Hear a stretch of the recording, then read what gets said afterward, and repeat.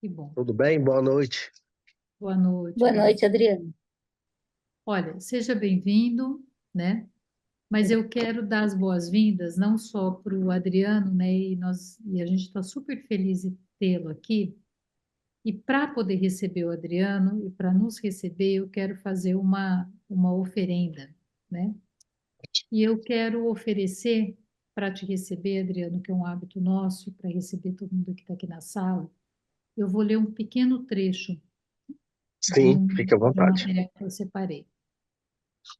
E ele diz assim: o Adriano vai corrigir as palavras que eu falar errado. No passado, éramos um grupo muito grande, mas fomos reduzidos a 8 pessoas em 1970 e 6 em 1995, por conta das doenças contagiosas e dos projetos de infraestrutura, como a construção da estrada de ferro Madeira-Mamoré. Nós não somos Caripuna. O nome do meu avô era Iaripuna. Então os não indígenas passaram a nos chamar de Caripuna.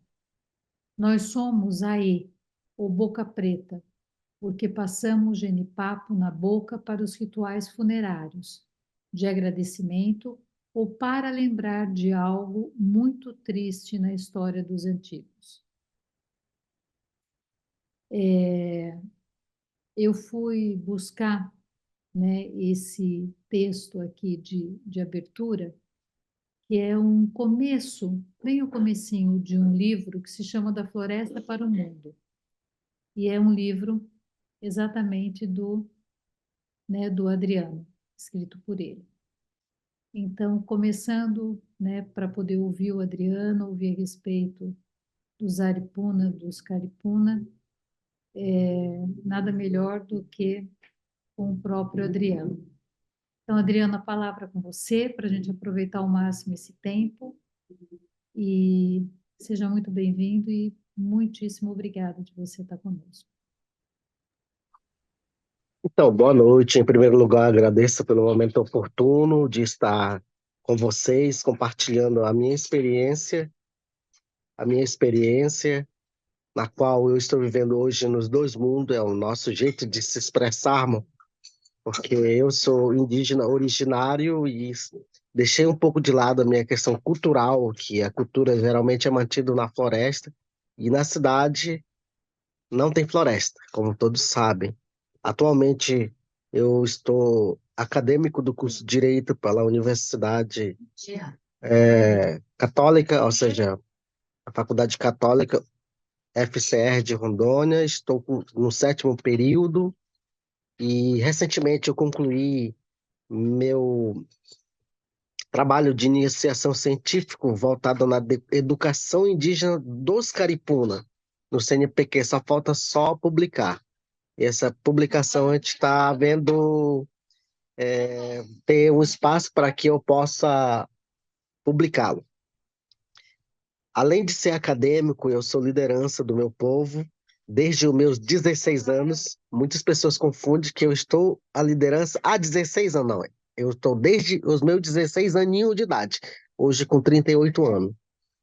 E o povo caripuna, como historicamente, como muitas pessoas conhecem, e aqueles que não conhecem possam conhecer, que é um povo aguerrido, um povo que sofreu bastante contra os projetos, que na época são uma dessas que a Elizabeth mencionou, mas hoje tem imunidade não, tem imunização para essas doenças. E no passar do tempo, toda essa infraestrutura na qual eu tenho um senso muito crítico, não é que eu sou contra, mas da forma que ela está sendo desenvolvida, esse desenvolvimento vai para quem e para quê? Essa dita economia que sempre diz que gera riqueza, que gera emprego para todos os brasileiros, ainda isso vem se falando desde 1990, quando eu era criança. Até o presente momento, a gente está acompanhando inúmeras situações ruins que acontecem não só com o povo caripuna, mas também com outros povos originários, habitantes dessa terra. A exemplo que na semana passada aconteceu foi a Semana Sangrenta, que indígenas do povo Guarani Cajová, do estado de Mato Grosso, no sul do Brasil, foram assassinados. E essa luta desses parentes eu já venho acompanhando há anos, bem como o povo Yanomami, na qual eu conheço o Davi Compenala, e o assessor dele, que é o Júnior Yanomami. Bem como também o povo Pataxó, da Bahia, bem como o povo indígena Guajajara, dentre outros povos que estão sofrendo com essa dita economia que eu considero economia sangrenta e essa sustentabilidade que não está sustentando nada na minha visão. E essa situação vem acarretando em inúmeros problemas. É bom a gente colocar, na qual eu sou indígena originário, que quando se destrói um território indígena, não se destrói só o patrimônio do meio ambiente. Justifico aqui dizendo que destrói também uma cultura, porque dentro dessa fauna existem os nossos lugares sagrados, que é onde nós fazemos em alguns lugares, em algum povo deixou de fazer porque esses lugares foram substituídos por pasto e criações de gado.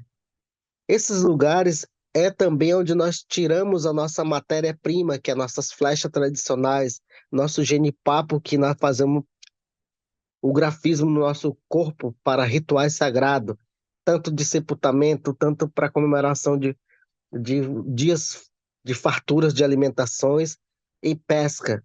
Esses lugares foi tudo ocupado por pasto hoje atualmente. Então, quando se destrói uma floresta, ela destrói a questão econômica, porque nós colhemos desses lugares que hoje estão substituídos por pasto, o nosso extrativismo, que é a castanha e o açaí. Mas teve uma ineficácia muito imensa com relação a isso. Além disso, a questão do nosso rio que estão secando.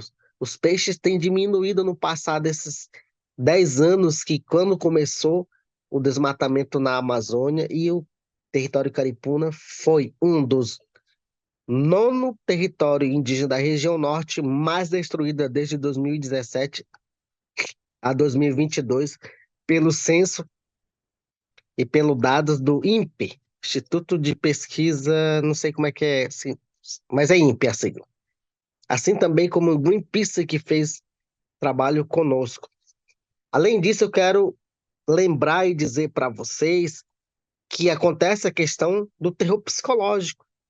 E é preciso fazer uma reparação com relação a essa destruição que está acontecendo no nosso território. Não é só tirar o invasor. Isso é importante. Mas pode tirar o invasor, é preciso trabalhar para a questão de reparação dos danos ambientais, ecológico, psíquico e econômico e cultural. Muitas das pessoas, os ignorantes que ignoram a luta dos povos indígenas, mas falam, mas para que o povo indígena quer muita terra? Que eles não geram economia. Uma vez eu disse numa palestra, aqui mesmo em Porto Velho, exatamente na faculdade Finca, e disse assim, me fizeram uma pergunta mais ou menos nessa linha, né? Eu disse, muito bem, pois eu tenho uma resposta para vocês, acadêmico, né? Apesar que foi uma pessoa que respondeu. Nós temos aqui o nosso espaço alternativo em Porto Velho. Temos nosso Porto Velho Shop.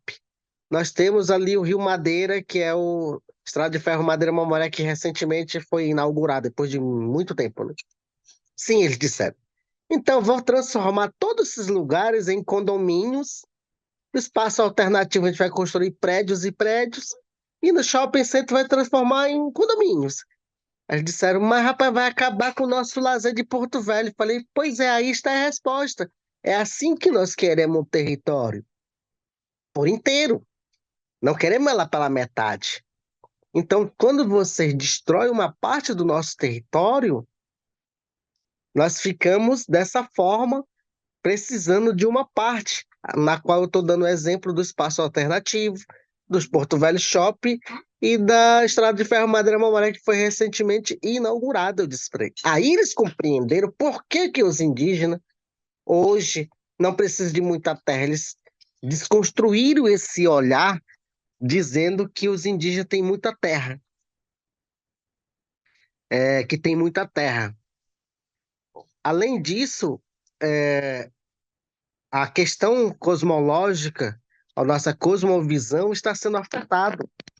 Muitas pessoas, Elizabeth e os demais que estão nessa esse encontro virtual, eles são ignorantes, ignorantes de não compreender a luta e a realidade dos povos indígenas. Quando eu falo povos, não é só o caripuna.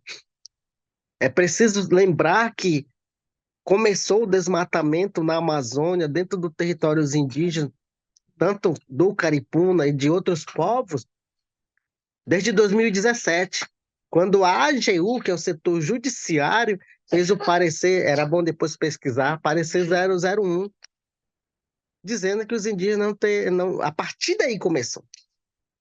Depois veio a PEC do garimpo, veio a PEC da mineração, depois veio o marco temporal, depois veio 2903, hoje virou 14, virou lei, mas é inconstitucional. Agora é a PEC 48 que eles querem consolidar a afastabilidade dos indígenas de não ter direito de viver dentro do seu território. E eu, como eu leio bastante e compreendo essa situação, advindo por força política, é preciso lembrar disso, que essas leis inconstitucional que ferem o princípio e o direito dos povos indígenas de viver no seu território, ela é vindo por força política. Porque quem aprovou foi o Congresso e o Senado, que hoje é o projeto marco temporal. E agora está a PEC 48, que eles querem dizer, não, os indígenas realmente não têm direito de viver nesse seu território. O que é a visão deles? Que eu falo assim, eu vejo que essa lei, além de ser inconstitucional, ela é uma lei preconceituosa e racista conosco. Porque o direito dos povos indígenas é indefinido. Nós estamos aqui há mais de 524 anos. E o que eles estão dizendo na tese? Que os indígenas que esteve no seu território antes da promulgação de 1988, eles têm direito. Depois que eles se disseram, é assim que é a tese deles, né? Se disseram ser proprietário da território indígena, depois da promulgação não tem direito. Então aí que entra na questão jurídica, ela está afastando o direito dos povos indígenas viver sem território.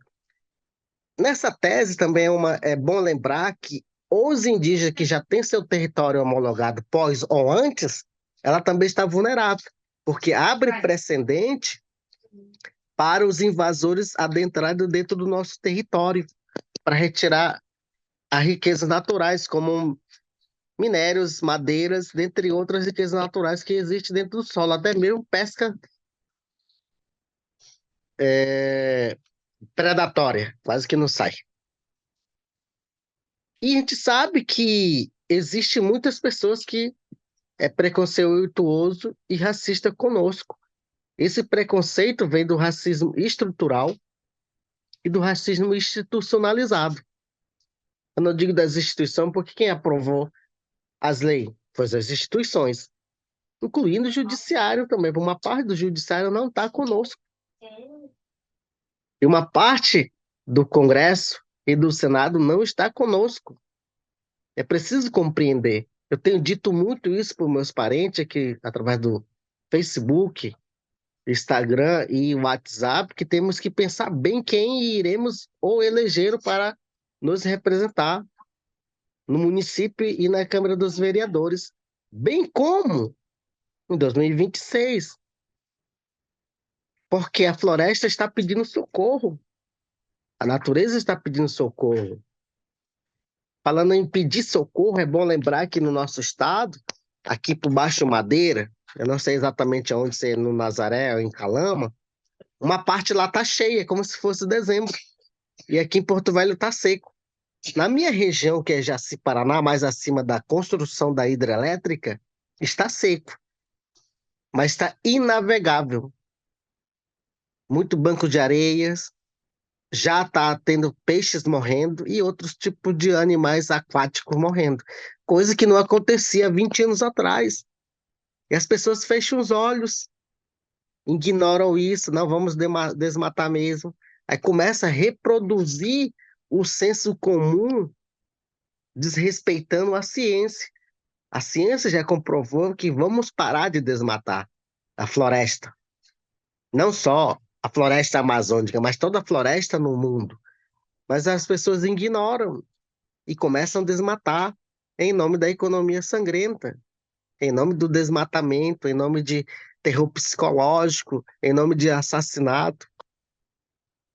Então é muito triste conviver com essa situação que está ocorrendo pleno século XXI. Estamos entrando para o século XXII. E isso também não deixa de ser uma violência. As pessoas falam, mas rapaz, vocês estão sofrendo violência? Estamos.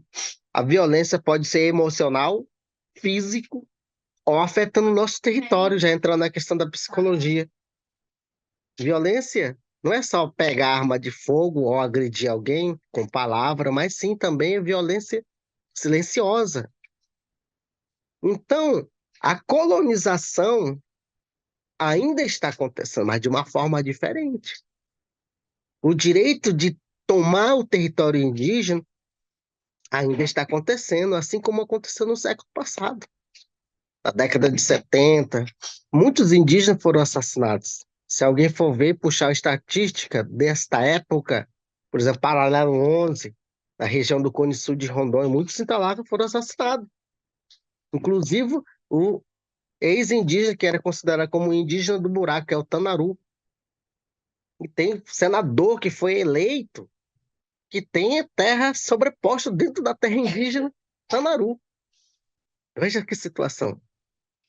E nós estamos trabalhando arduamente, denunciando essas pessoas que não deixam de ser criminoso, está praticando crime com as pessoas, tirando vidas, causando terror psicológico, praticando violências, como eu disse, psicológico, violência com o nosso território, violência sobre tudo. Eu estou falando só da questão territorial florestal, mas ainda tem a questão da saúde. E nós também temos uma dificuldade imensa no SUS. Temos outra dificuldade imensa também na questão da educação. Temos dificuldade imensa para acessar editais para fazer projeto de proteção territorial, de monitoramento, de aquisição de notebook, dentre outras situações. Estou só falando assim, por alto. Então, a gente tem essa dificuldade. Porque as pessoas falam, é indígena, FUNAI dá. Olha só como é que são tão desconhecidas. A FUNAI dá condições para ele. O indígena é assalariado, cada indígena, cada filho que nasce tem uns 5 mil reais. Eles têm essa visão ainda. Eu tiro isso porque já me fizeram essa pergunta para mim. Eu, como acadêmico, já me falaram, poxa, vocês são salariados. Às vezes eu chamo Uber, né? Táxi de aplicativo, fala, não, você tem dinheiro, você é indígena. Eu começo a dar riso de deboche. Porque é um desconhecimento, porque a pessoa não debruça para ler e buscar a cultura dos povos indígenas existente dentro de Rondônia. Por exemplo, Porto Velho, Elizabeth, tem 5 mil indígenas.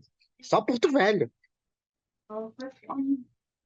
Isso é o censo atualizado pela Cátedra Pastoral Indigenista.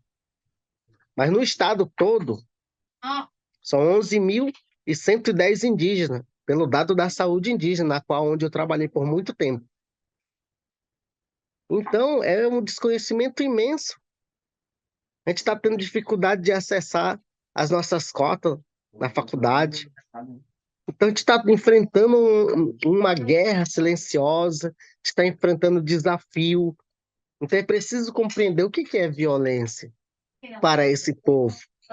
Eu falo isso porque, assim, eu tenho compreendido que a violência tem vindo em ambas as partes, por força política, para tirar o nosso território, através do silenciosamente, quando nega o direito de um povo indígena ter o mínimo, como ter acesso à, à escola, como ter acesso à universidade. Se você vê, Elizabeth, tanto, né, que o professor Dino, não sei se ele está aqui, Dinho, se você vê que o povo caritiano, a maioria deles são tudo formado. Até o presente momento, Elizabeth, a empresa terceirizada que presta serviço na saúde indígena não chamou esses indígenas, tem indígena odontólogo, porque eu falo, eu tenho esse dado, tem indígena odontólogo, tem indígena enfermeiro, tem indígena psicólogo, desculpa, tem indígena formado em serviço social, tem indígena enfermeiro. Eles estão aqui, eu vou dizer uma situação que eles estão meio que abandonados. Nem no estado eles não conseguem, nem no federal e nem no município. Então essa situação, Adriana, mas você está sendo muito radical na sua posição, mas é uma violência. É uma violência. Por que não chama esses para trabalhar com os seus? O que eu quero dizer? Não chama esse para trabalhar com os seus, no sentido de contratar um indígena para trabalhar com seu próprio indígena, com seu próprio parente, sabe? E essa situação não acontece. Eu não vou citar muito a FUNAI, porque a FUNAI, nos 10 anos para cá, foi sucateado propositalmente pelos governos anteriores. Começaram a retirar o direito, começaram a cortar diária, começaram a cortar veículo, diminuir o orçamento. E, além disso, é preciso compreender que nós não temos orçamento participativo. Eu vou entrar mais na área técnica, mais na área financeira. O que eu disse? O indígena tem direito. A gente tem o direito em algumas situações. Mas, por exemplo, a gente não é chamado. No dia que é votado, o orçamento do Estado de Rondônia na Assembleia Legislativa. Porque nós sabemos quanto que precisa para atender toda a demanda dos povos, incluindo educação, saúde, dentre outras situações. Nós não somos chamados na Câmara Municipal para tratar do assunto do indígena município de Porto Velho. Nós não somos chamados para fazer parte das discussões no Congresso e no Senado do Orçamento Nacional, do Plurianual, que chama PPA. Assim, dentre outros. Um dia tem direito? Temos, sim, mas a gente... E quando nós somos chamados, nós somos só como ouvinte, nós não temos voz e direito de dizer, não, isso aqui está errado. Então é preciso incluir essas demandas para que os indígenas tenham acesso e que possa dizer a real necessidade, o que almeja e o que precisa ser mudado nessas conjunturas. Porque todo mundo sabe que nós estamos lutando há muito tempo. Desculpa. Mais alguma coisa? Tá, Adriano, eu queria assim te fazer algumas perguntas, mas uma delas assim, por que que você sente, né, que a ameaça, me parece que tem uma ameaça de uma cosmovisão, das cosmovisões indígenas, né? Por que que é tão ameaçador, né, por exemplo, você ter a cultura de um povo vivida por esse povo, né? Então, quando o território, né, quando se aperta o território, quando se priva do território, está se privando dessa cultura. Quer dizer, por que que é uma ameaça tão grande? Essa é uma questão que eu queria te ouvir. A outra é assim, qual é a ideia, né? Qual é o conceito de sustentabilidade? E existe sustentabilidade? Queria te ouvir. E a terceira coisa que eu queria pedir para você falar, nós vivemos na cidade, né? Distante da floresta. Então, como é que a gente pode ou não pode viver a floresta na cidade? A gente consegue fazer isso? Então, a questão que nos ameaça sobre a cosmovisão é nessa linha. Nós, indígenas, temos um respeito enorme com a natureza e ela tem por nós. No sentido, por exemplo, quando há um casamento entre. Uma delas são essas. Então a gente tem que respeitar a natureza. Quando a nossa esposa ela fica grávida, então ela tem um rito, tanto ele ou ela precisa ser cumprido. O que é isso? Uma delas é eu não posso estar batendo em árvore, qualquer árvore. Eu não posso estar abatendo qualquer animal para consumo, para comer. Eu não posso consumir qualquer peixe, há um peixe específico para nós comê-lo. Eu não posso, eu falo como um exemplo, né? Eu não posso tocar em alguns tipos de aves, então eu tenho esse respeito. E isso está ameaçado, porque vai continuar o casamento, mas eu não vou seguir mais esse rito, porque não vai ter mais esses animais. Porque esses animais estão onde? Na floresta. Durante quando a minha esposa ganha o bebê, pare, né? Eu acho horrível esse nome, parir. É, eu vou seguir um rito, assim como ela. No meu povo caripuna, eu vou passar do 0 mês até 1 ano tomando água morna, para que meu filho não se assuste com nada. Porque geralmente o filho do não dia, quando faz o barulho, se assusta, né? Aí começa a ficar chorão, não consegue dormir à noite. Então isso não acontece no Caribe. Isso é um fato. Segundo, eu vou me proteger o máximo para eu não ter relações sexuais com ela. Porque na nossa cultura, quando eu tenho uma relação sexual com a minha própria esposa, ao ejaculá-lo, eu tô jogando como se fosse na boca da criança. A criança começa a golfar, vomitar bastante, sem parar, e pode dar uma desnutrição e aí perder a criança. Então tem que respeitar isso. Mas, no passar do tempo, como está acontecendo esse desmatamento, isso está morrendo. Porque os peixes que eu não posso tocar, peixe que eu não posso tocar e nem posso consumir, depois dessa fase eu vou poder consumir. Mas já não vai existir mais esses peixes por conta do desmatamento. É preciso lembrar esse detalhe. Não sei se eu respondi a pergunta. A outra é sobre sustentabilidade. A sustentabilidade, por exemplo, nossa cultura, nós não comemos macaco. Qualquer macaco. Porque para nós, o macaco, ele é um plantador natural. Porque ele pega as frutas daqui, vai em diversos lugares e vai espalhando as sementes. E ali nasce naturalmente. Assim como a cutia. No tempo da castanha, ela pega os ouriços, rói ali, né? Na natureza faz isso, e elas começam a espalhar as amêndoas. Mas a cutia a gente consome, mas numa responsabilidade imensa, sabe? Isso é uma situação. Uma outra situação. Quando nós vamos caçá-lo, outros animais, e nós percebemos que a fêmea do porco, ou da anta, ou de outros animais que nós abatemos, consumimos, tiver com filho, a gente não abate. Porque na nossa visão, uma mãe não pode ficar órfã do filho, ou vice-versa. Então, nós estamos praticando a questão do equilíbrio. Quem não está praticando, e aí muitas pessoas me consideram como radical, é o não indígena. Porque o não indígena chegar no meio do bando do porco selvagem vai querer matar tudo. Chegar num bando de cutia vai querer matar tudo. Quer saber se tem filho ou não quer nem saber. Então, nós estamos praticando a questão do equilíbrio. Mas do que adianta o Caripuna praticar isso enquanto os não indígenas estão falando em economia, derrubar mais florestas, vamos destruir mesmo, mentindo para a sociedade, dizendo que o agro bota comida na mesa de todo mundo, não sei para quem, que gera emprego e renda, porque é uma mentira isso. Aí eles argumentam que são pequenos agricultores.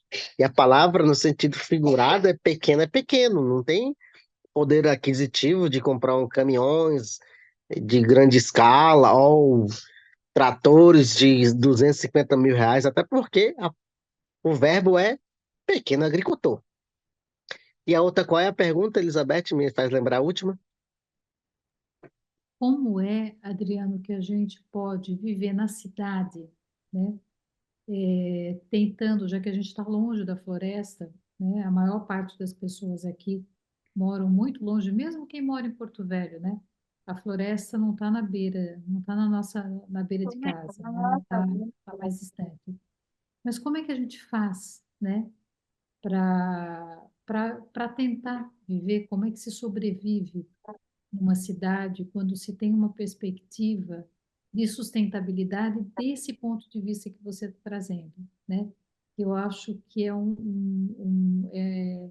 uma ideia de sustentabilidade é, muito, muito apropriada, né?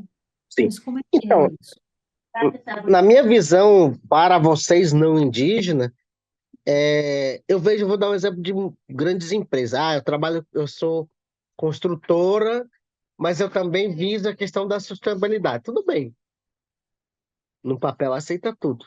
Mas, por exemplo, se eu for construir. Exemplo da Santo Antônio Energia. Ela é uma empresa multinacional, multimilionária, da mesma linha da Odebrecht, Camargo Correia, Andrade Gutierrez, né? Votorantins, todos eles são um conjunto. Mas o que que eles fizeram com o curso da Cachoeira de Santo Antônio? Mudaram o curso do Rio, mas eles trabalham com sustentabilidade. Então, para mim, na minha visão, isso não é um sustento. Só para e pensa comigo. Porque eles destruíram a cachoeira, ali, muitas coisas, falando peixe e animais aquáticos, se perderam, porque eles só tiveram que jogar bomba, né? Não falam, mas tenho certeza que aconteceu. E vocês sabem bem, quem é porto-velhense, soube o que aconteceu em 2014, a maior enchente da região. Aqui, Porto Velho, Baixa Madeira sofreu, inclusive, terra indígena Caripuna. A minha aldeia foi para água. Então, para se tratar de sustentabilidade, é cuidar daquilo que já existe naturalmente. Na minha visão, é isso. E para do contexto urbano, é evitar jogar esse lixo. Eu vejo muitas vezes, vou no shopping ali na Redondeza, ou até mesmo na rua, por aqui, por perto. O lixo está bem ali, pertinho da pessoa. Nada contra quem fuma, inclusive eu sou fumante. Ó, tem masca, chiclete, goma de mascar, né? O lixo está bem ali.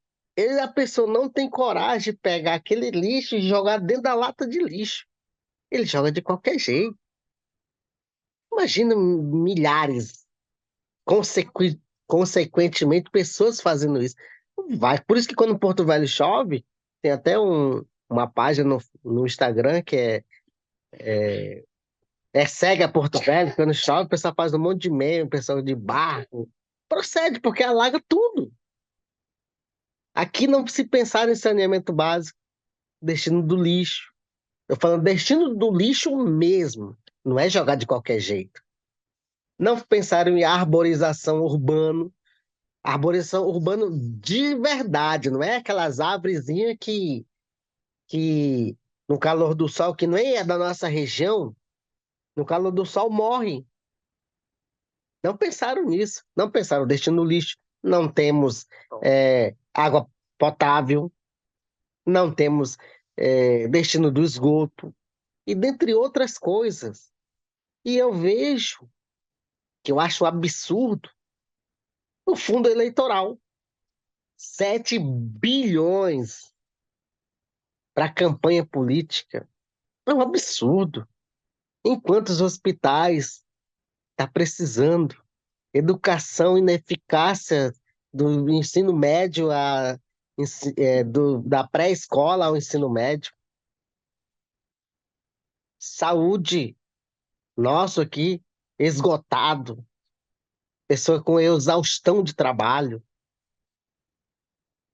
João Paulo é um exemplo. POC, Semetron e Hospital de Base é um exemplo. Esse dinheiro dá de contratar profissionais especialistas, ampliar em diversas situações, dá de fazer muita coisa. O que que eu vejo? Curral eleitoral. Eu sou contra a emenda parlamentar, porque essas emendas, ela tem um destino. Vou dar um exemplo. Elizabeth me ajudou na minha campanha, quando eu ganhar, eu vou fazer um projeto lá no bairro dela. Foi ela que me ajudou. Ó, fazendo no teu bairro como nome, mas eu vou ajudar lá a tua quadra ali. Sabe? Então é curral eleitoral. Se isso mudar, que está muito longe de acontecer, principalmente no nosso país, Brasil, as coisas iam mudar. As pessoas precisam ter mais consciência da questão de meio ambiente e humano. Tem que ter mais consciência. O povo está sem consciência. O povo a sociedade está doente. Eu quero entrar na questão muito machismo, muita ganância, muito feminicídio, muita xenofobia, muita misoginia, muito racismo institucional, muito preconceito e racismo estrutural. Está acontecendo isso e a sociedade não está nem aí. E outra coisa que eu sou contra, isso é meu pessoal, as pessoas humanizar os animais. Eu não concordo com isso. Não, os animais têm que ter direito de não ser judiados, essas coisas, mas humanizar ele. Eu vi uma cena em São Paulo, quando eu fui há 6 meses atrás, e vi uma 2 semanas atrás, uma pessoa de situação de rua pedindo uma comida, a pessoa não deu, e essa mesma pessoa viu um animal, não vou citar né, a espécie, comprou ração e deu pro bicho. Falei, não consigo, não tô acreditando. Mesma coisa aconteceu em São Paulo. Aí você vai ver essa pessoa fala que é pessoa do bem. Só na internet que eles são do bem. No Facebook, no WhatsApp, mas de fato não é. Então é preciso mudar isso, porque a sociedade, o ser humano está sofrendo e vai sofrer muito mais. Por que que eu digo isso? O Davi Yanomami disse que ia ter um catástrofe. É bom citar ele. Por que que ele escreveu A Queda do Céu e a Última Floresta? Quando ele fala isso, é que a floresta, não, o mundo está pedindo socorro, o planeta está pedindo socorro. As florestas estão caindo. Na visão do Yanomami, a floresta em pé ela protege o calor na Terra. E de fato protege. E na visão deles, na cosmovisão dele, quando derruba a floresta, o céu fica mais baixo. O que que quer dizer com isso? Que o calor aumentou. Rondônia está escaldante. Vê esse 2 dias de frio, nem 2 dias, um dia e meio. Hoje já começou a esquentar e vai esquentar muito. Pessoas cardíacas, pessoa com problema respiratório, por conta das queimadas, mas o povo não tá nem aí. Que se dane pra lá, eu tô no meu aqui na minha bolha, eles que se virem pra lá. Essa sociedade precisa mudar, precisa mudar. Se não mudar, nós iremos sofrer o dobro. Davi Yanomami falou recentemente que vai ter outra catástrofe pior do que a pandemia. Se os não indígenas não parar de desmatar em desmatamento em nome da ganância. Ele disse isso, foi uma conversa entre nós no Telegram, que estamos em torno de 86, acho que 200, os 300 indígenas tem nesse Telegram nosso. Ele falou, ele está preocupado com o povo dele e com a sociedade. O que ele fala? As crianças vão pagar pelo que não fizeram, por culpa dos seus pais. Ele está vendo, ele disse isso há 15 anos atrás, que aconteceu catástrofe. Entre 2019 a 2022, aconteceu pandemia, ceifou milhares de vidas. O pessoal fala, é um chama doido, é um indígena maluco. Nem Deus ele é. Olha o que aconteceu. Ele já disse de novo que vai piorar. Mas o povo, Elizabeth, não quer nem saber. Tá dizendo que ele é maluco, ele é doido. Quem é ele para dizer isso? Está prevendo o futuro? Não sei se eu respondi as três coisas. Respondeu sim, Adriano. Muito, muito, agradeço muito. A Priscila gostaria de fazer uma pergunta. A gente tem ainda esse tempo ou não?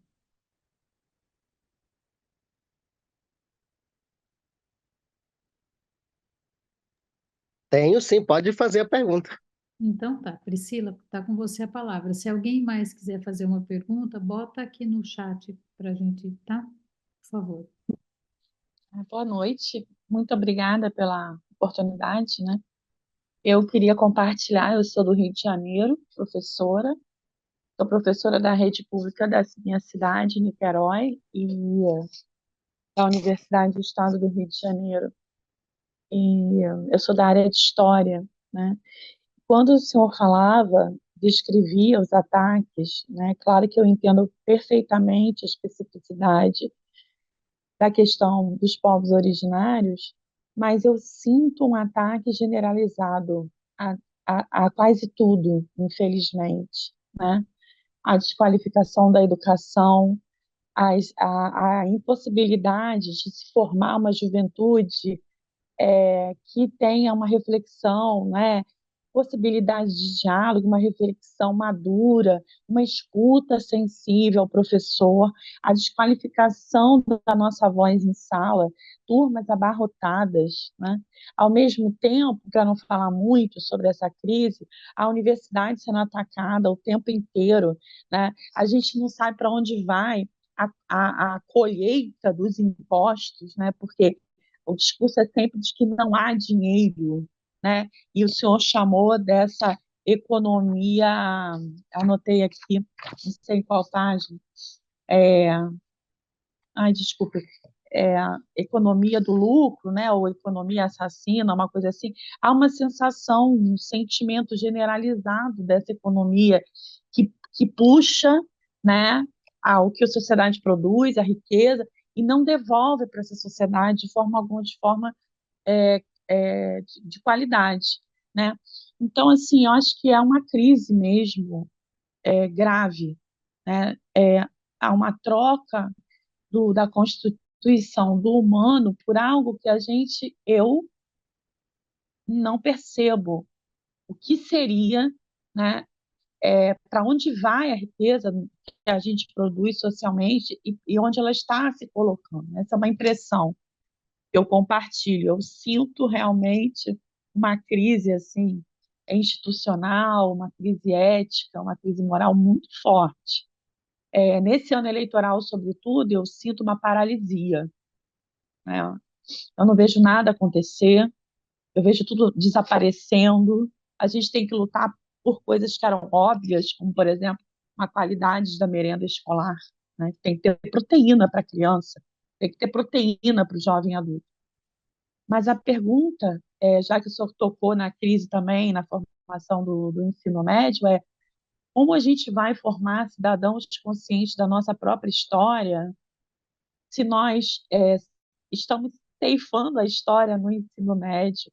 E isso também é um ataque, né? Retirar a carga horária, que já é pequena, tanto do ensino fundamental quanto do ensino médio, como você vai formar cidadãos que pensem sociologicamente, né? Que pensem humanisticamente, né? Que não sejam assim vítimas algozes de si mesmos, né?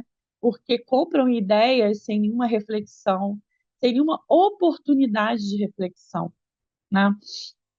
Então, uma pergunta é isso: como formar um povo, que esse é o nosso compromisso de historiador, né? O nosso compromisso de historiador das áreas de humanas é formar cidadão, né? Cidadão que pense sobre o seu tempo, que colabore com o seu tempo. Eu não sei se eu fui ingênua, né? Eu formei nos anos 90 e eu acreditava no projeto coletivo. Eu acho que eu fui ingênua. Então, assim, como a gente vai é, formar esse jovem? Como a gente vai fazer esse giro ao contrário, né? Porque há os ataques cotidianos, né? As desconstruções todas institucionais, E há projetos de longo prazo de esvaziamento de consciências. Eu vejo assim, quando você nega a uma criança pensar, historicizar o seu tempo, se construir como sujeito histórico. Essa é uma pergunta e um lamento também. Sim, então, bem colocado, professora, e a gente tem essa inúmera dificuldade. Creio eu que não só aí no Rio de Janeiro, mas aqui também temos isso, assim como em outros estados. O que eu quero dizer com isso? Os governantes, falar dos estados, governadores e prefeituras do Brasil afora, ela tem uma visão que eu tenho uma visão diferente com relação a isso. Não é só contratar o pedagogo e que ele respeite a cultura daquele povo, e sim preparar esse pedagogo para ele incentivar os alunos indígenas, ou quilombola, né? Vamos falando de cultura, né? Para que ele conte a sua história. Correto? Isso não está acontecendo. Quando você chega na escola pública, eu tiro por mim, eu não vou falar sobre a minha cultura, vou ter que entrar na matemática, ciência, geografia, física, química e assim e aí por aí vai. E o meu conhecimento ancestral de milhares de anos vai ficar para trás. Então é preciso os governantes, também através do nós indígenas, que a educação diferenciada daqueles munícipes ou estaduais, principalmente dos povos indígenas, seja inserida na grade, respeitando também a carga horária dos professores, é lógico, porque eles vão querer colocar isso, vão querer tirar outro. Sabe como é que é? Então, isso é uma. Por isso que, hoje, na visão de muitas escolas públicas por aí, que o indígena faz a dança da chuva, que não é bem por aí.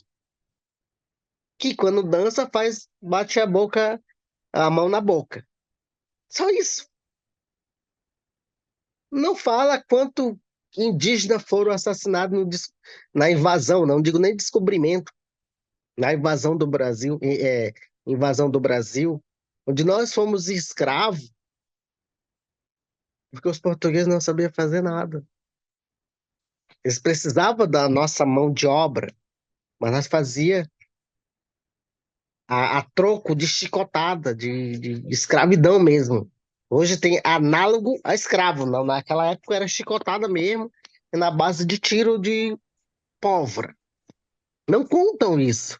Então é preciso que o próprio Zeus conte a sua história. Por exemplo, eu sou do povo, como bem a Elizabeth entrou falando sobre um pouquinho do meu livro, eu sou do povo sofrido. Meu povo era muito. Estrada de Ferro Madeira Mamoré, aqui no meu estado, matou muito meu povo, mas não aparece isso no livro. Mas minha mãe, que tem 84 anos, ela disse que a bisa dela contou para minha avó, que é a mãe dela, que nós fomos assassinados, nós fomos escravos. A estrada de ferro Madeira Mamoré, que o nome é Ferrovia do Diabo, depois a senhora pode pesquisar, matou muito nós. E não foi pouco não, muito mesmo.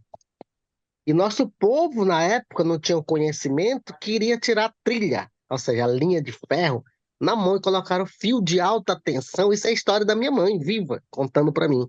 História viva pela minha mãe que está viva, corrigindo. Morreu milhares de caripuna. E aqueles que sobreviveram cortaram a mão com facão. E as meninas, eu não tenho vergonha de falar, eu falo isso na palestra, o pessoal se assusta.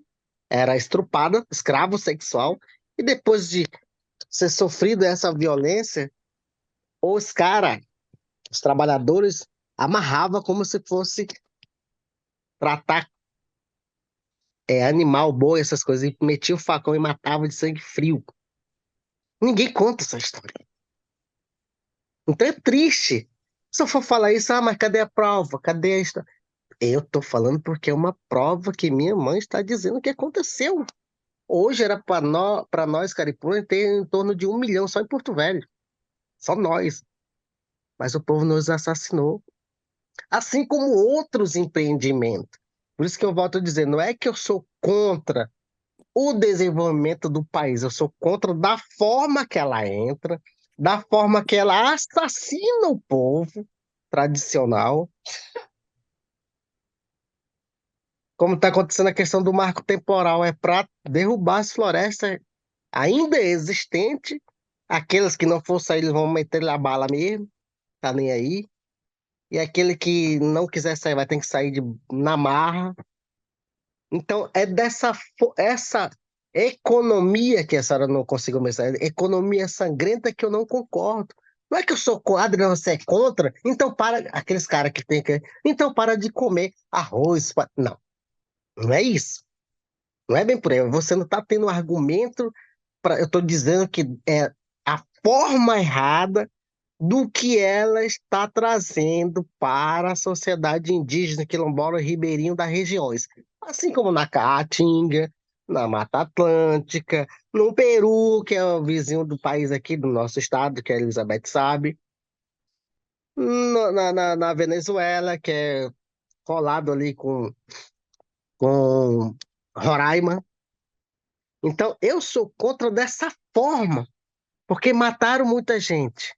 A Ferrogrão, que é no estado do Pará, está acontecendo muita coisa.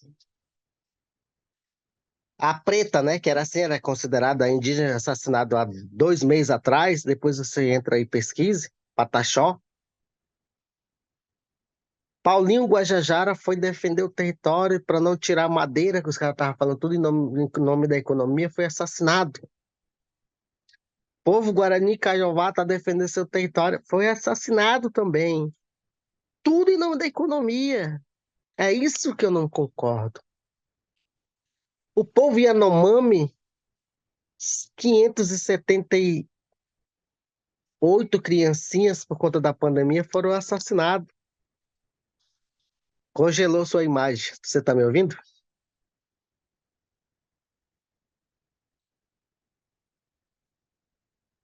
Você está me ouvindo? Acho que todos Ah, tá. estamos. Ah, sim. Então volta lá de novo para ela, ó. 578 Yanomamis crianças foram mortos de fome. Isso é dados da saúde indígena. Eu tive acesso. Por omissão do governo que estava. Então, essa situação é preciso mudar em nome da economia. Não é minério, garimpo que está tendo lá, que até hoje está. Então, é essa forma que eu sou contra. Não é que pare tudo, mas aqui na região eu já andei de Rondônia a Acre, Rondônia a Manaus, Rondônia a Mato Grosso. Você vai na BR, Priscila, você não vê um gado no pasto. Você não vê um plantio de nada, você vê muito capim, mas não tem um gado, não tem uma lavoura, não tem um pé de banana, não tem um laranjal, não tem nada. Pô, mas para que o pessoal quer destruir mais? Então são essa situação que eu sou contra. Eu não sei se eu respondi a sua pergunta, Priscila. Muito obrigada pela atenção. Adriano, a Sônia queria fazer uma pergunta. Pode Sônia, com fazer, já você. decidi que não vou para aula hoje, vou só amanhã. Não, Adriano, boa tarde, muito prazer. Não quero te atrapalhar na sua Não, sem formação. problema.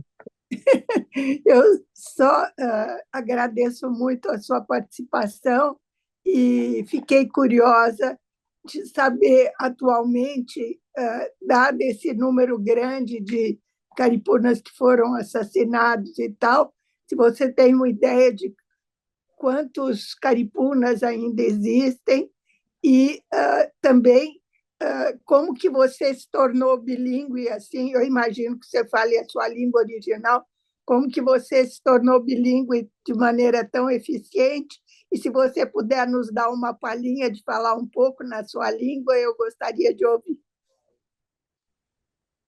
Então, os caripunas, segundo dados, mas essa é uma das fontes, vamos responder por parte, né? Em 1978, eu não era nascido, minha mãe que era, meus avós, meu bisa.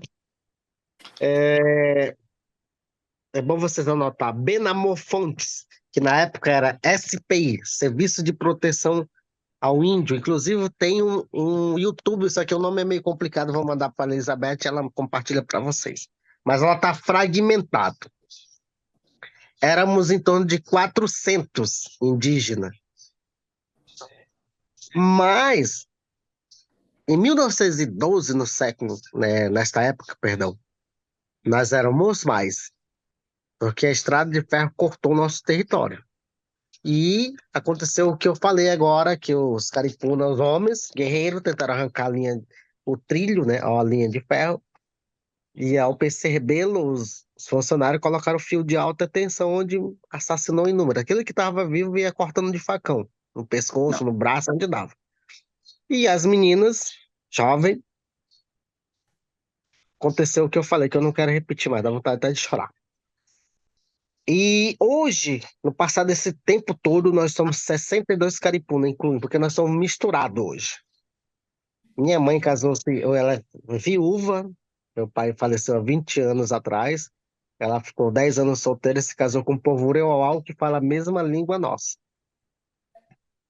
E os meus irmãos são casados com um anão indígena, e os meninos nasceram misturados. Eu fui casado, recentemente estou separado, e eu tenho 3 filhos não indígenas, mas todos com o sobrenome Caripuna, e todos eles falam língua.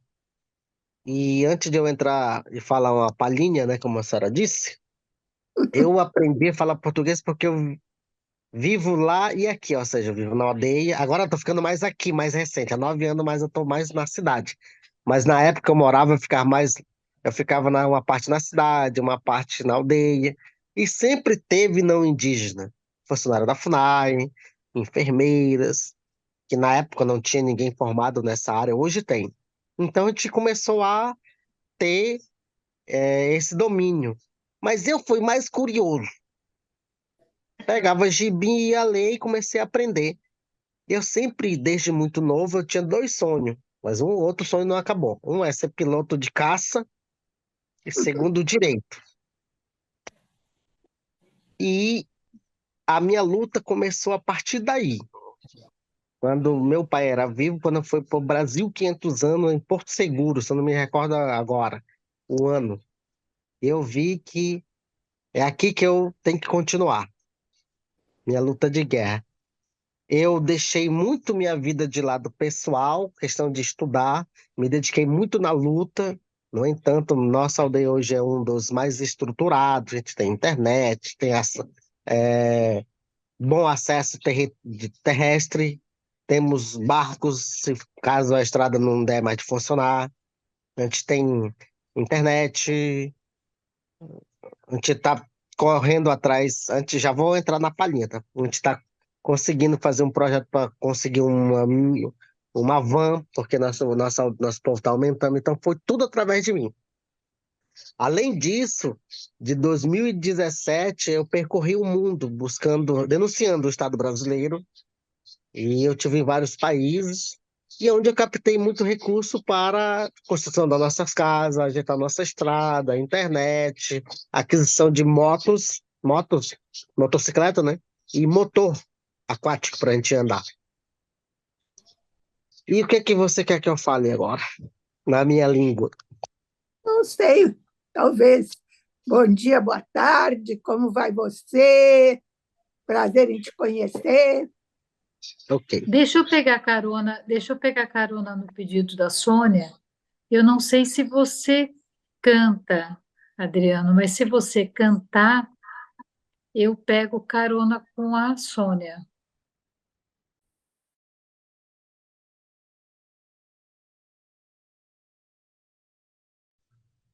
Então,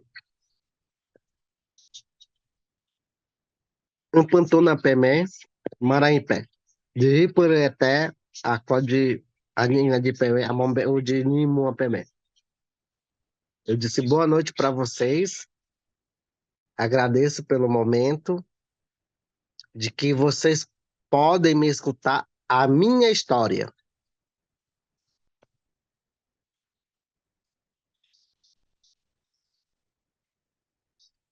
Compreenderam alguma coisa? Muito obrigada, Adriana. Boa sorte na sua formação e que eu vou torcer para você conseguir realizar o seu segundo sonho de virar piloto de caça. É um sonho, ó. Mas tem um outro sonho que veio quando eu fiz 3 anos de psicologia jurídica, que tem na nossa disciplina, né?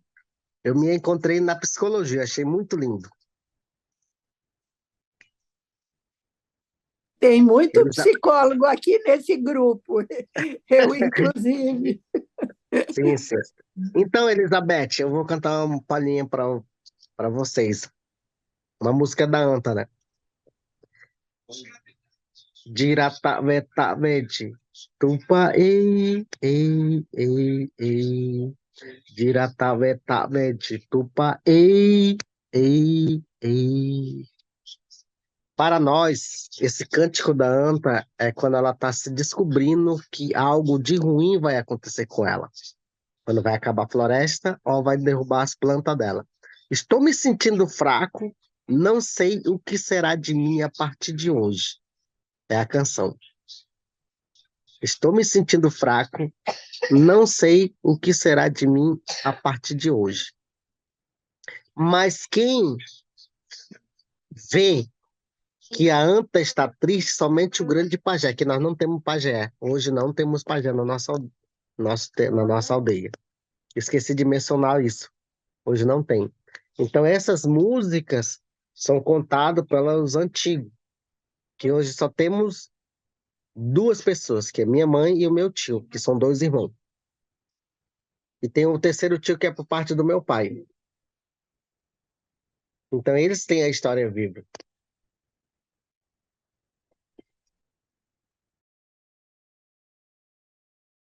Você falou que lançou um livro, escreveu um livro sobre essa história já? Não, eu escrevi eu escrevi ela muito fragmentada, mas ficou legal. Bom, a Elizabeth tem um link. Eu escrevi sobre mim e sobre uma parte da criação do mundo, uma parte contra o ex-governo, uma parte que é equilíbrio climático.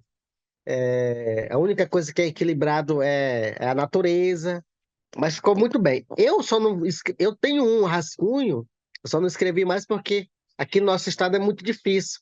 Isso ficou 20 conto para mim. E aí consegui, eu pretendo atualizá-lo e ter ele físico. Eu não tenho ele físico, só tá na Amazon. Eu tenho em PDF, meu pessoal, né? E aí é isso, só que eu tô com em mente de escrever o Criação do Mundo. Ele é muito longo, acho que dá uns 80 ou 200 páginas isso. Mas eu tenho ele só como rascunho, eu preciso publicar, preciso... E é caro isso, aqui na nossa região, Elizabeth sabe. Aqui é muito caro para escrever um livro desta natureza, ou seja, nessa linha, né? E se eu pudesse, eu tenho muita como escrever, só que eu preciso debruçar e preciso ter recurso, né? Para financiar. Ixi, é muita coisa. Precisa de pessoa para ajeitar o português. E quem já escreveu o livro, não sei se a senhora já escreveu, sabe como é que funciona. Não é fácil, é dedicação. É porque a gente precisa que esses livros cheguem para nós aqui na cidade, né? Que a gente possa usar com os alunos e mesmo a gente conhecendo, né? Mas é difícil, né? Contar por nós mesmos, né? Só a partir da oralidade, né? Então, eu desejo muita sorte para você e para todos que puderem, né? Contar as Sim, histórias. sim. Professora, você pode ficar à vontade se tiver um evento aí que eu digo no Rio de Janeiro, eu posso ir. E aí eu vou conversar com a Elizabeth depois, uma situação sobre como é que a gente pode ver a questão de projeto, além desses projetos já existentes, que, assim, benfeitoria e infraestrutura na aldeia, mas a gente precisa de mais, né? Eu tô com uma ideia aqui na cabeça, e ela pode me dar um norte, ó, me direcionar, não é para cá, é para cá. Adriano, o que tanto eu quanto várias pessoas do grupo puderem fazer, é claro que, né, pode contar com a nossa parceria, né? Eu posso compartilhar depois no grupo, mas eu acredito que nós possamos sim conversar e buscar, né? Acho que esse é um dos propósitos, né? Não é só a gente ficar, fazer uma escuta, é fazer uma aproximação, é conhecer, e a gente só consegue, eu acho que ter algum tipo de costura nessas cosmosvisões a partir do momento em que a gente vai conhecendo, né? E eu queria, você tocou, né, num ponto que era uma outra anotaçãozinha aqui que eu tinha, que era exatamente sobre os pajés, né? Como é viver, né, ter uma etnia que está viva, mas que ela não tem os seus pajés, né? Não tem esse conhecimento. Como é que tem sido isso? E quem mais quiser fazer perguntas, se quiser levantar a mãozinha ou escrever, se escrever, eu vou pedir para a Roberta dar uma olhada, dar uma acompanhada, tá? Mas vamos lá.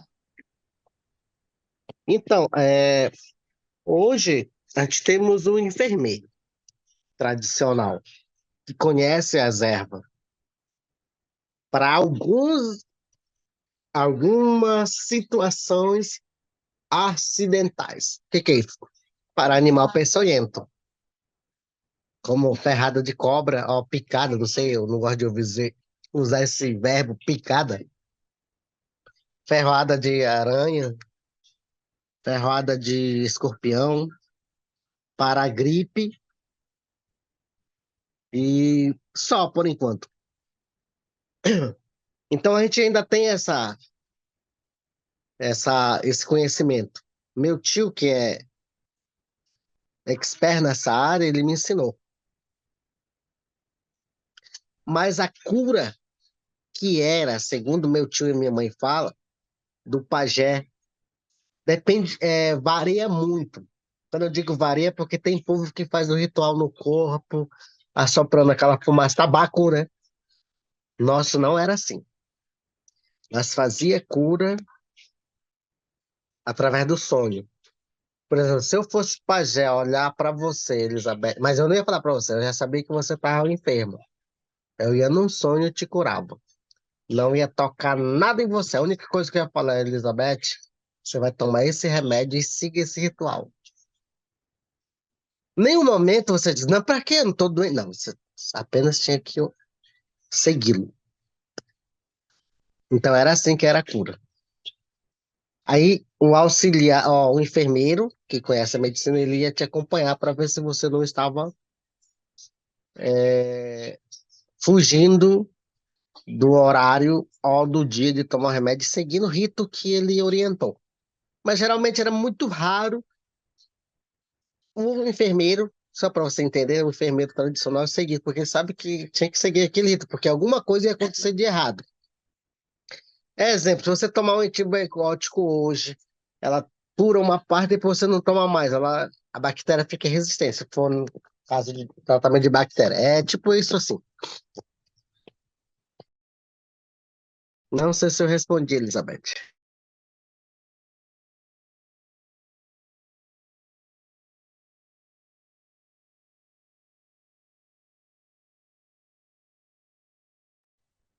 Ou eu estou brigando aqui, acabou a bateria do computador, eu estou no celular, eu estou brigando aqui toda vez que tem que acessar aqui, então, desculpa aí a briga aqui, né? Mas Sem problema. respondeu sim, né? Juliana, Oi, gente, boa noite. Adriano, você falou que você começou a ser líder aos 16 anos, né? O que aqui, para os não indígenas, é uma data, uma idade muito jovem. Como foi isso? Como que foi na sua história?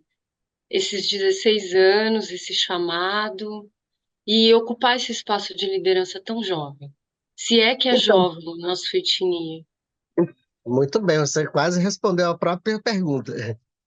Então, para nós não tem é criança e adolescente. Não, nós temos adolescente, criança, fase adulta.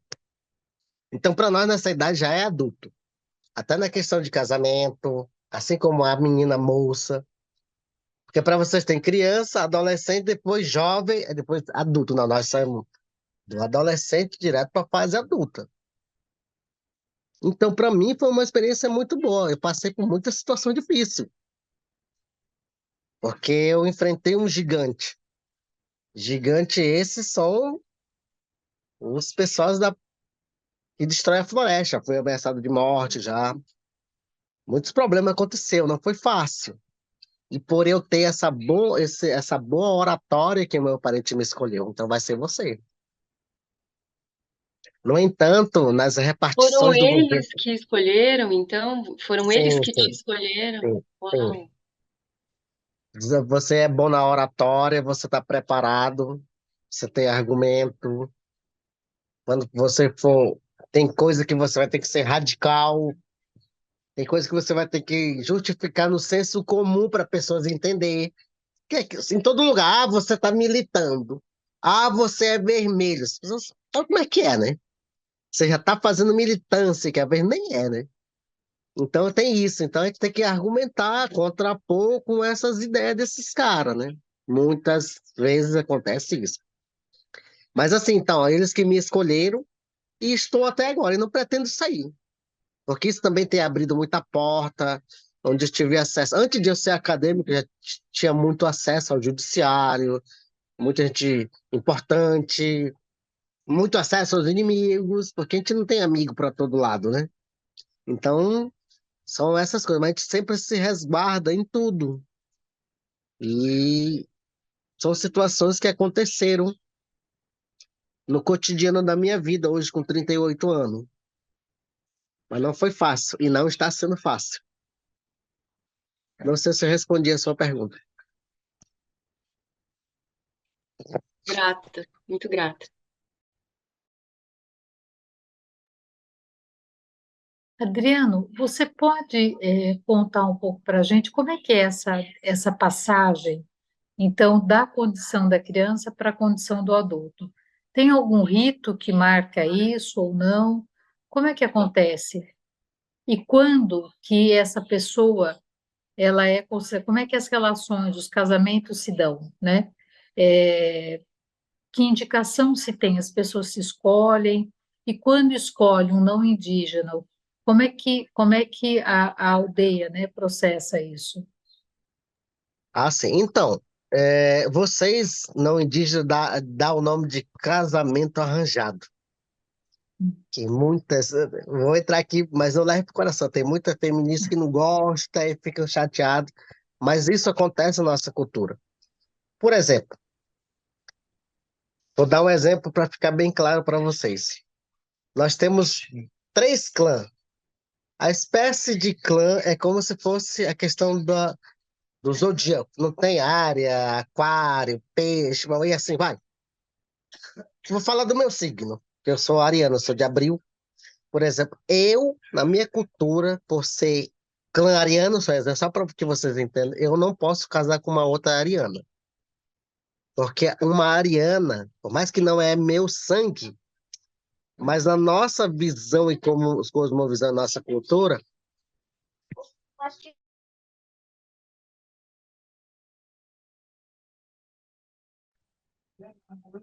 na nossa cosmovisão, repetindo, eu estou me relacionando com minha irmã, e é feio.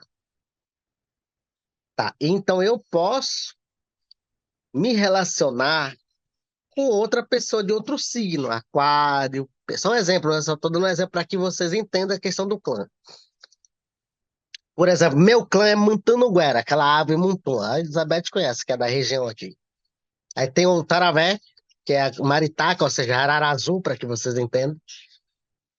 E o tucano, que é a ave tucano.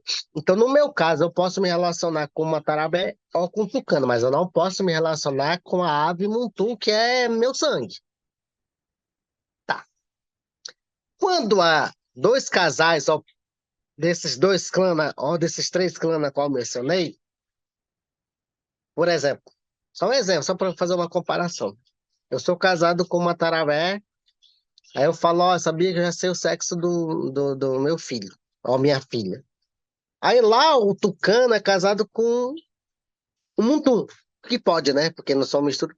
Ah, meu filho é homem. Vamos fazer assim, os pais, no caso, eu e o pai da outra pessoa, tipo, se por acaso, olha só, se por acaso, vamos fazer um noivado mesmo, as crianças estão na barriga já, mas se por acaso eles se interessarem no futuro, eles podem falar, se não se interessar, ela pode casar com outro clã. Isso não é proibido. Então acontecia assim o casamento. Para melhor compreensão, casamento arranjado, né? Mas muitos desses que eu estou falando, casamento arranjado, davam certo, muitos não. Acontecia também de o clã se apaixonar pela mesma clã, dava um rolo danado, a pessoa era esquecida, a pessoa é asqueroso, a pessoa é nojento, a gente considerar como animal. Não pode. Então é um rito que precisa seguir. Já na questão do casamento, festa da menina moça, que muita gente fala aqui na região, a Elizabeth sabe bem. A festa da menina moça, ela tem o preparo, depois a Elizabeth pode explicar melhor, ela tem o preparo da fase dela de adolescente para fase adulta. Igual a do rapaz. Que dia que acontece isso? Tá. Começa a fazer esse ritual quando ela começa a ter a puberdade e na primeira menstruação. Ela fica isolada, que só tem acesso somente a mãe. Tia não pode, tia de terceiro não pode. E existe um limite que o pai pode ir, mas ele não tem acesso de conversar, de dar conselho, não pode. Nessa passagem, ela está aprendendo como ser uma mulher, como ela irá se comportar quando tiver marido, como ela vai se proceder quando ela estiver grávida, na questão dos animais, aí entra a questão dos animais na qual eu mencionei anteriormente, que não pode bater em ave, não pode pegar em certos animais e não pode comer algum certo tipo de peixe. Então ela vai aprender ali. Isso é um fato. Isso não quer dizer que ela está noiva, ela pode estar solteira. Como é um casamento arranjado, às vezes ela está se apaixonando pelo outro clã. Não tem problema, mas ela tem que seguir esse rito que a mãe ensinou durante essa passagem da festa da menina moça. A questão do homem é a mesma coisa. Quando ele começa a ter a puberdade, só que ele tem que ser guerreiro, tem que ser resistente emocional, tem que ter resistência física e tem que ser caçador e tem que ser arqueiro. Ou seja, ser um bom flechador. Isso é a passagem da questão do casamento. Bem como também ele pode ter um casamento arranjado, mas se ele não quiser, não tem problema, mas ele pode casar com outra clã, não tem, mas ele tem que seguir esse rito. Não judiar dos animais, não pode tocar em ave, não pode tocar em certos animais, não pode bater em árvore, não pode pegar em certos peixes durante a fase de que a mãe dos seus filhos esteja de resguarda do primeiro mês até o nono mês. Você vai ter que tomar água morna por conta disso. E você tem que seguir. Claro que não tinha ninguém acompanhando, mas não poderia, porque a gente ia saber. Ia surgir efeito na criança. Não pode trair. Se for ter relação sexual com sua esposa, com muito cuidado, que é aquela situação, né? Quando o homem ejacula da vagina da mulher, que é como se fosse ejaculando na boca da criança, a criança começa a vomitar bastante. Então, tinha que seguir esse rito. Então, só isso que a cultura caripuna praticam e praticavam.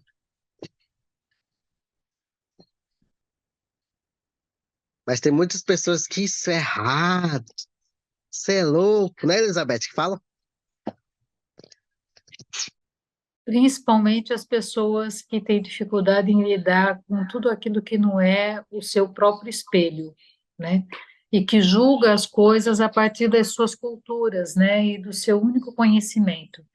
E a gente sabe qual é o destino que existe quando as pessoas têm uma única verdade quando elas têm um único pensamento, né? Acho que o fascismo, né, é um grande exemplo, mas eu acho que um exemplo mais recente, quer dizer, é um exemplo antigo, mas que a gente vive hoje, né, exatamente o que você, um pouco no início do nosso encontro, estava falando, né, desses massacres que têm acontecido em territórios indígenas. Então, isso eu acho que é né, uma das situações que acontecem, claro, tem um poder econômico, né, muito forte, tem a transformação de absolutamente, né, tudo em produto e mercadoria, inclusive dessa condição da vida, né, a vida virando uma mercadoria, mas é tentar impor um único modo de vida, né? Então, acho que, sem dúvida, né, a coisa vai por aí, né? Gente, alguém quer a palavra? Olha, a gente está mais ou menos com 1 hora e meia de encontro, né? Depois, assim, se os professores, Adriana, alguém reclamar alguma coisa, a gente manda um depoimento nosso Não, não vou, dizendo não. Eu não vou o porque eu estou quanto me curando. o quanto o Professora, quanto é importante, né? Mas eu não Elizabeth, sei, alguém quer, pode eu, falar? desculpa te interrompendo, já te Não, pode interrompendo. falar. Eu decidi não vou não, porque assim, eu tô saindo de uma gripe lá, o ar é muito gelado, eu tava ruim esses dias. Aí eles sabem, eu disse que talvez eu iria hoje, né, que é essa semana, na segunda ou na terça. Eu não tenho falta mesmo, na verdade, é a primeira falta hoje. Estou à disposição, professoras e professores, quem estiver aí ouvindo, curiosas e curiosos, estou aberto para dialogá-lo.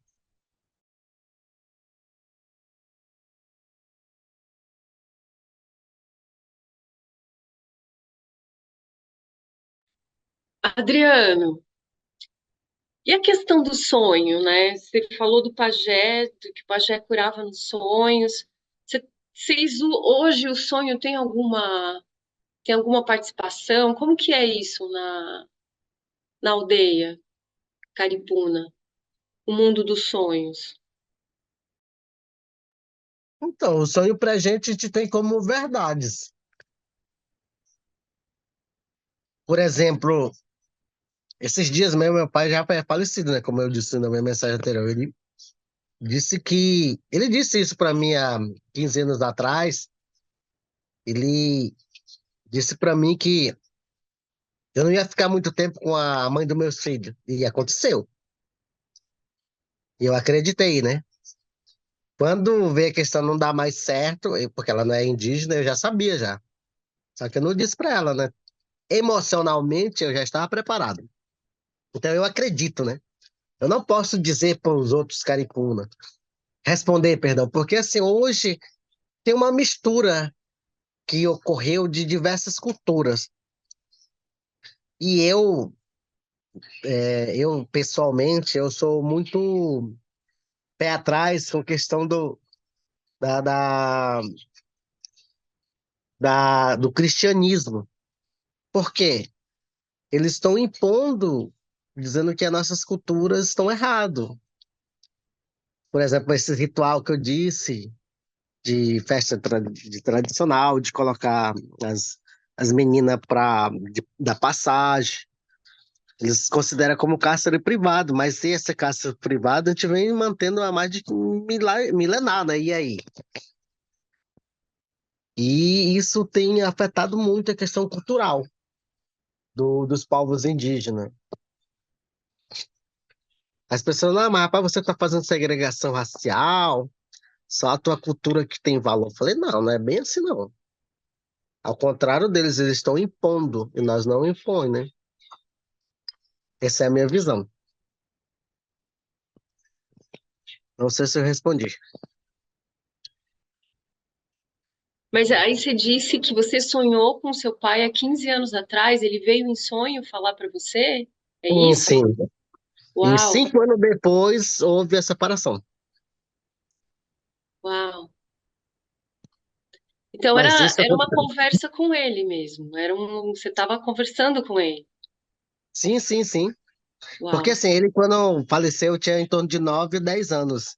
Eu não me recordo bem, pois ele tocava em mim e dizia que ele estava bem e falou que eu não ia durar muito tempo com a mãe dos meus filhos.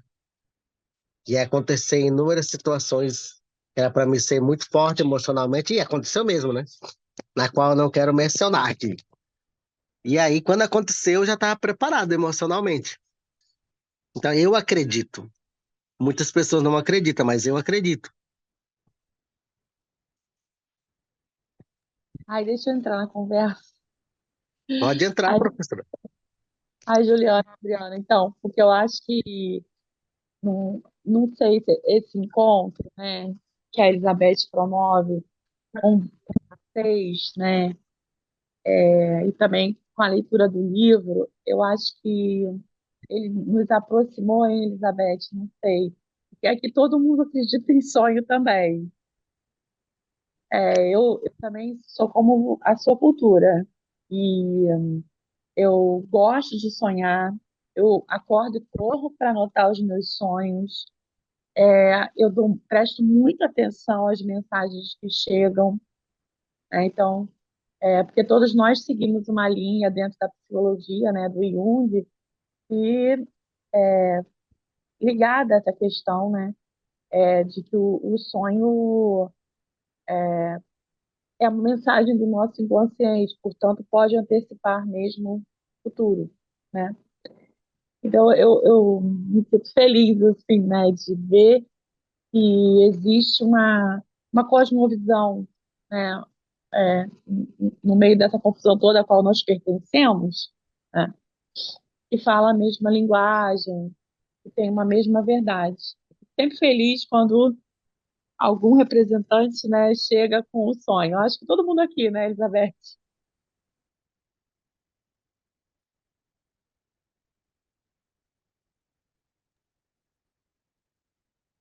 Eu penso que essa felicidade, pelo menos do meu ponto de vista, é uma felicidade porque me parece que a gente caminha, né, um pouco mais para um olhar interno e para uma atenção a um mundo, né, que ele é interno, né, porque ele é externo, e ele é externo porque ele é interno, né? Da mesma maneira que nós somos indivíduos porque nós somos coletivo, né? Nós somos coletivos porque nós somos indivíduo. Então, acho que isso, de fato, é uma razão, né, de muita, eu, pelo menos, também fico muito satisfeita, né? Fico muito contente, e acho que a solidão, né, num olhar, num outro tipo de olhar para a vida, ela vai ficando menor, né? A gente vai se sentindo, né, muito mais as nossas proximidades, né, ou as nossas acolhidas. Quer dizer, acho que esse exemplo, essa situação que a Priscila está trazendo, talvez alguns de nós nos conhecemos, mas nós não sabemos exatamente, enquanto grupo, né, enquanto indivíduos dentro de um grupo, nós não sabemos muito bem assim quem são as pessoas que estão aqui, quer dizer, o que elas fazem. A gente tem ideias, mas nós sabemos quem nós somos a partir do grupo e a partir da leitura, né, e dessas escutas todas que nós temos feito. Então, quem ou quais são, né, quais, os nossos pedigrees e os nossos currículos Lattes, né, eles não é dessa maneira que nós nos aproximamos. O que nos aproxima, né, o que nos aproxima do Adriano, né, o que aproxima ele de nós não são essas coisas, que tem uma outra importância num outro lugar, um outro, mas não é isso. As relações, elas se dão por outras, elas se dão por um interesse, né, por cosmosvisões, se dá num modo de vida, se dá numa utopia que nós temos, né, se dá num esperançar absolutamente constante. E isso é o que nos une. Então, os nossos pedigrees, eles não têm importância aqui, né? Tem importância que, de fato, né, nós somos aqui nesse grupo, e o grupo que a gente tem constituído ao longo desse tempão, né? E tempinho ao mesmo tempo que a gente está aqui reunido, né? Gente, quase fechando 2 horas de encontro, né? A última oportunidade, pelo menos para nesse momento, né? Se alguém quiser falar alguma coisa, fazer alguma pergunta, né? Pro Adriano, aproveitando, eu tenho um pedido, se for possível, óbvio, né? Mas eu acho que toda vez que a gente tem o privilégio de ouvir, né? Quando a Sônia pediu a língua, né? Ouvir a língua, né? Eu falei, poxa, isso podia ser, a gente acaba ouvindo, né? Nos encontros, mas isso podia ser um cuidado que a gente poderia ter, né? E a gente precisou desse tempo todo para talvez falar, poxa, a gente precisa, né? De fato, ter esse cuidado com os nossos convidados. Mas se for possível, né, a gente, quando for fechar o encontro, um outro canto, eu acho que seria muito legal, né? Já que enquanto a gente não consegue cantar em conjunto, porque nós não somos bilíngues, né, nesse caso. Então, mais uma vez, né, não somos, tem um esforço para tentar ir, mas por enquanto nós recebemos muito mais do que vamos, né? Mas a gente tá se mexendo, né? Gente, alguém quer fazer alguma colocação?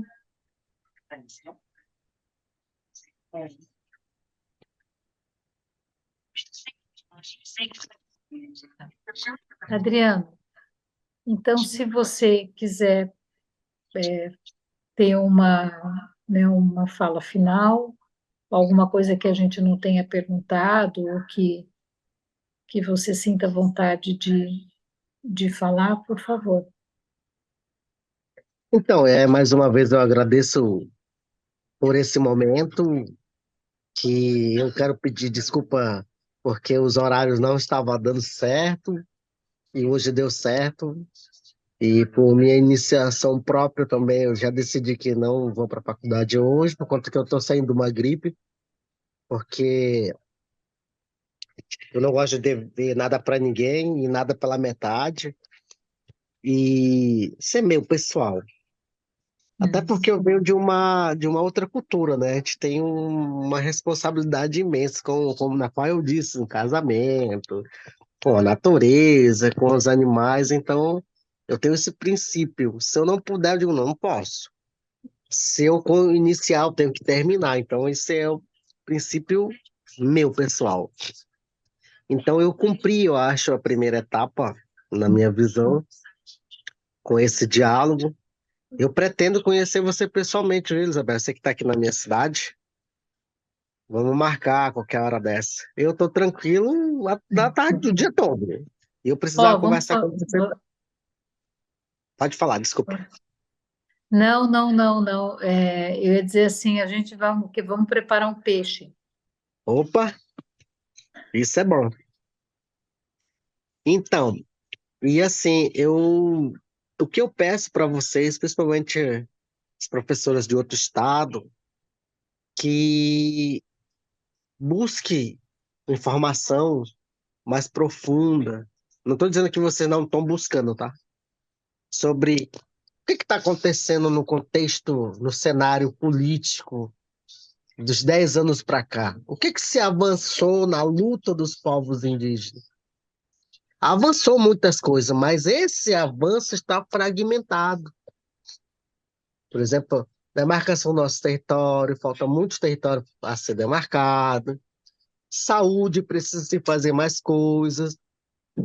Educação do primário ao ensino médio, no nível superior, sobre a sustentabilidade, porque teve uma divisão das esferas federais.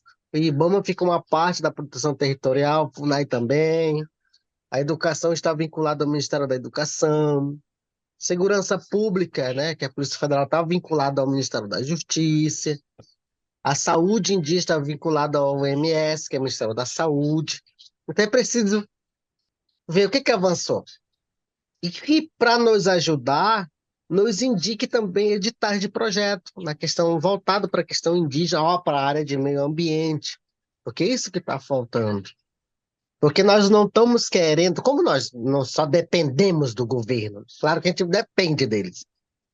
Não estou dizendo que eles não são importantes, mas a gente precisa de projeto à parte, das editais de outras ONGs, de ONGs sérias, né? Também tem esse detalhe. De ONGs sérias, de ONGs internacionais, que queira mesmo cuidar do povo indígena. E o que eu quero conversar com você, Elizabeth, é mais ou menos nessa linha. Isso e muito mais. Aí você pode repassar mais para suas colegas de outro estado.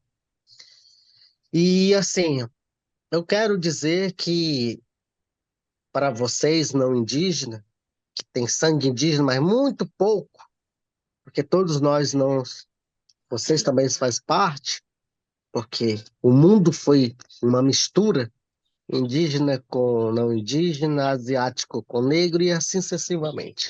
Quando eu falo isso, não é questão do racismo, estou dizendo como que se deu a povoação no mundo. Então, nos ajude na luta.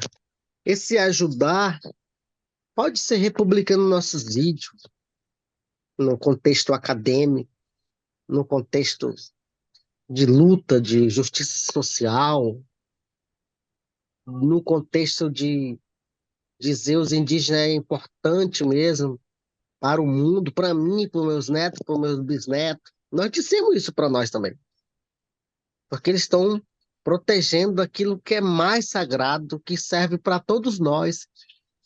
E eu digo, né, eu estou na luta para aqueles que são contra a minha luta e para aqueles que são a favor. Mas o que que você quer dizer com isso, Adriano? Os caras que são contra a minha luta também dependem de água para beber. Ah, sim, entendi agora. Então, se não tiver água limpa, esses caras, mesmo que eles são contra mim, eles não vão beber água. Da onde que vem a fonte de água? Vem da natureza. Então, eu tenho essa visão.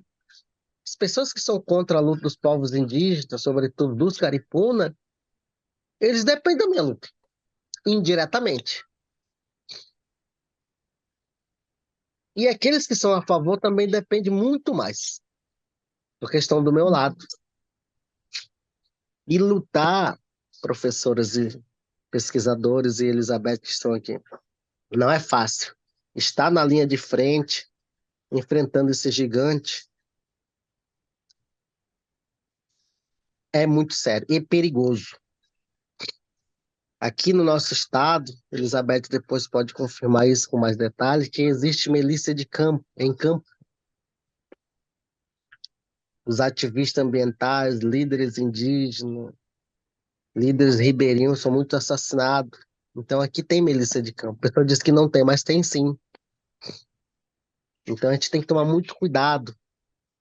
Então o apoio que eu peço é nos ajude a lutar, tanto na divulgação, no contexto acadêmico, no contexto da justiça social, na psicologia mesmo, que é um curso que eu acho lindo, uma profissão muito linda, nos editais de projeto. E nós precisamos de apoio, de auxiliar também nessa questão de desenhar o projeto. Eu estou pensando, Elizabeth, fazer um projeto de turismo na minha aldeia, porque tem muitos lugares bonitos. Mas eu tenho muito receio. Mas assim, eu estou pensando, porque é uma renda que a gente precisa ter. A gente precisa de dinheiro. Não para ficar rico nem bilionário que nem o Elon Musk, né? A gente precisa de dinheiro para sobreviver. Hoje não tem jeito, né? Então esse é um dos meus pensamentos agora. Eu estava pensando isso e muito mais. Pretendo também resgatar a cultura, transformar isso em papel e angariar recursos para isso. Aproveitar enquanto minha mãe e meu tio estão vivos. E é isso. Essas são umas linhas, mas isso tem que ser meio que imediato. Porque minha mãe já está idosa já. E é isso. E agradeço mais uma vez por tudo.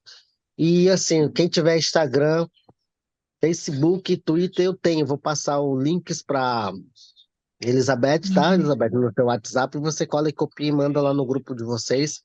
E pode me seguir. E quem quiser saber muito mais da minha luta, é só digitar no Google Adriano Caripuna, que tem muita coisa dos países onde andei, o que que eu passei.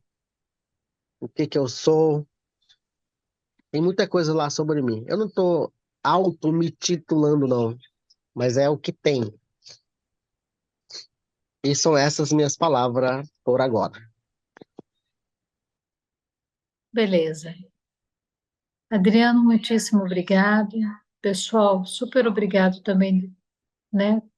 Todos nós, né? Todas nós estamos aqui nessa empreitada, né? Então, olha, que bom, né? Mais uma semana, né? Tem gatos na jogada, né? Tem Dona Marina aí que está com seus 95 anos aí que está ouvindo, né? Que está também conhecendo, né, Dona Marina? É. E é isso, gente. Muito obrigada. Nós nos vemos daqui 15 dias, né? E, e aí, a senhora Elizabeth, quer falar, Dona Marina? Elizabeth, Não, gostei muito da palestra agora, não conhecia quase nada, mas gostei muito, viu? Parabéns. muito obrigado. Tá bom. Gente, até daqui 15 dias. Tchau.